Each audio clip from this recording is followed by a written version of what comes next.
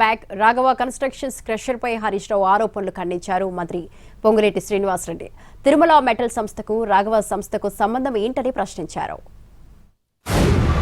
ఇది నేను చెప్తున్నది కాదు, మీ డిపార్ట్మెంట్ యొక్క రికార్డ్సే నేను మాట్లాడుతున్నా.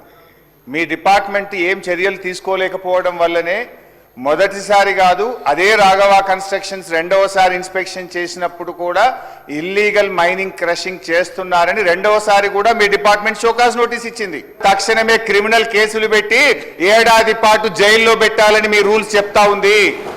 రాఘవ కన్స్ట్రక్షన్స్ ఎవరిదో ఈ రాష్ట్రంలో తెలియదా? రాఘవ కన్స్ట్రక్షన్స్ అనేది రేడియల్ రోడ్స్ ఒకటి చేస్తుంది హైదరాబాద్ లో. ఆ రేడియల్ రోడ్ చేసే డిపార్ట్మెంట్ కి మెటల్ సప్లై చేసేది తిరుమల కన్స్ట్రక్షన్స్. ఈ తిరుమల కన్స్ట్రక్షన్స్ అనేది 2006-7 నుంచే అక్కడ క్రషర్ నడుపుకుంటుంది. ఓఆర్ఆర్ రాకముందు నుంచి. దీనికి రాఘవ కన్స్ట్రక్షన్స్ కి ఏమి లింకు కలుపుతాడంటే మోకాలకి బోడిగుండుకి లింకేసి ఇది రాఘవ కన్స్ట్రక్షన్ కి సంబంధం ఉంటుంది అంటాడు.